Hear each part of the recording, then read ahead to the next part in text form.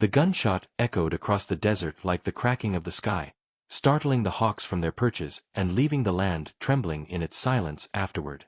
It was not aimed at man or beast, but fired into emptiness.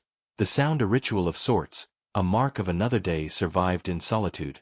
The rancher lowered the rifle, his hands steady though his eyes were tired. At 35, he had grown into the stillness of a man who had buried both love and laughter so deep that neither dared return to him.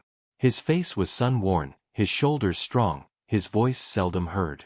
For years, he had kept only the company of wind, firelight, and the wooden fences that leaned like weary sentinels around his land. He rode into town only when necessity demanded it, each step of his horse stirring dust like old memories rising. The saloon stood waiting as it always did, weathered boards leaning into the desert air, promising company he neither sought nor trusted. Men at the table spoke too loudly, their laughter thin and brittle. He leaned against the wall outside, choosing distance over noise, the brim of his hat shadowing eyes that had seen enough. That was when the sisters arrived. They moved through the street as though the earth parted for them, their presence bending the chatter of the day into silence. The elder carried herself with the gravity of still waters, every step measured, her emerald gown catching what light remained of the sun.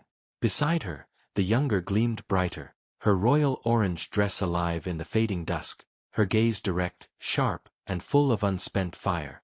The townsfolk whispered words like princess and daughters of chiefs, but the rancher only noticed the way they carried something the rest of the world seemed to lack: wholeness. They passed beneath the porch where he stood. For a breath, he expected them to move on without a glance, as most did. Instead, the younger one turned first, eyes catching his with an unguarded boldness. The elder followed, her expression softer, a curiosity tempered by restraint.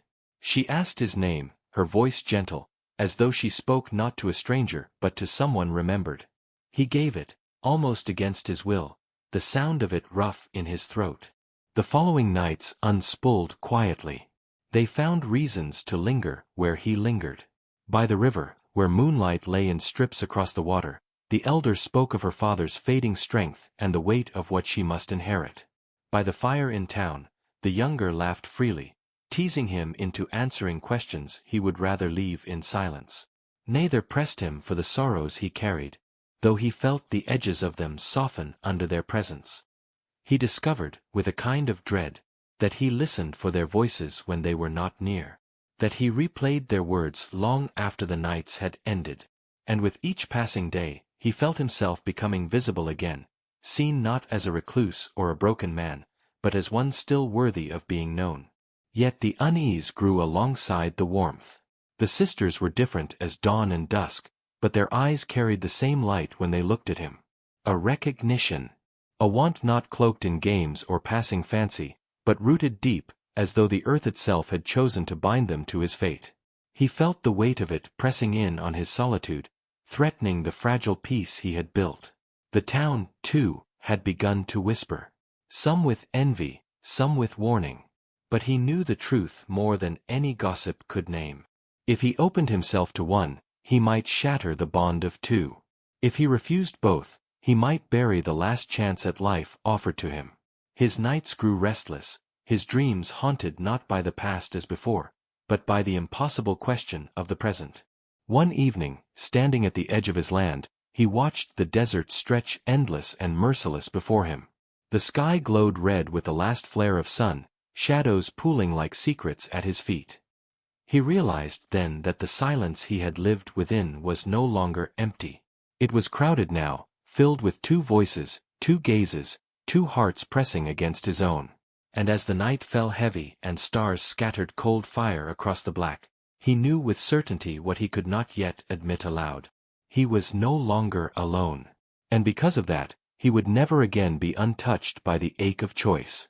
The storm tore through the desert without warning, rain falling like bullets on the earth, wind howling with a fury that made the very walls of the ranch shudder.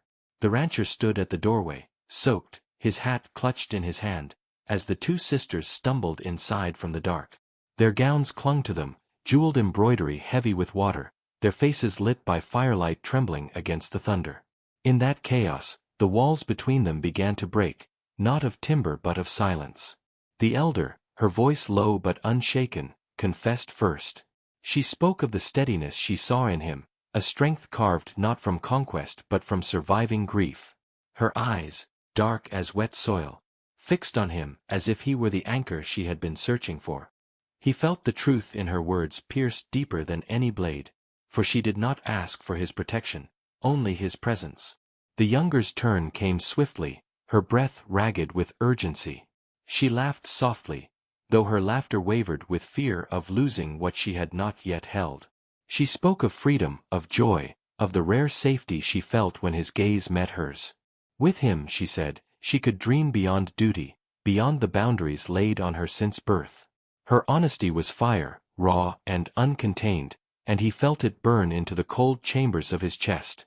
The rancher could not hold his silence. The storm outside gave him courage, as if nature itself demanded confession. He told them of the woman he once loved, who had promised eternity but left him hollow, her absence shaping the years of solitude that followed. He had buried his heart in desert dust, believing nothing could unearth it. Yet here stood two women who had done so without effort, simply by being near. His voice broke as he admitted his fear, that opening his heart again would destroy him, that choosing either of them might destroy them all. The room fell still, the fire crackling like a heartbeat against the storm. The sisters turned to each other, their eyes meeting in a language no outsider could claim. No envy, no rivalry, only the weight of a choice too large for one to bear alone. They spoke in soft tones, words carried on breath rather than sound, until at last they faced him together.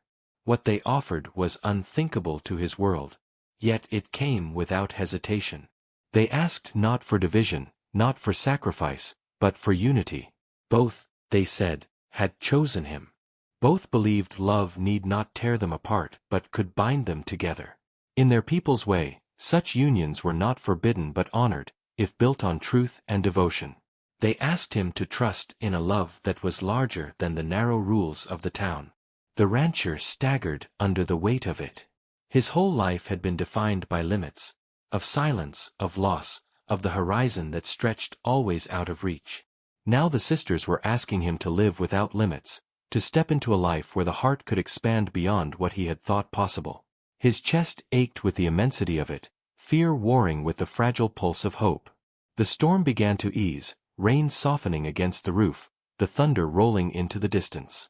The fire cast long shadows across their faces, binding them in its glow. For a moment, it felt as though time itself had stilled, the world holding its breath. The rancher knew he could not return to silence now, no matter what he chose. The desert had shifted beneath his feet, and there would be no solitude left to claim. As dawn approached, light broke across the horizon in streaks of gold and crimson. The sisters stood at his side, their gowns glimmering faintly in the new day, their presence undeniable. He stepped into the open air, feeling the storm's aftermath cling to the earth and to his skin. In the stillness, he understood that his life was no longer his alone. Yet even as the sky cleared, one truth cut through the calm: love had found him again, but whether it would save him or undo him entirely remained unanswered.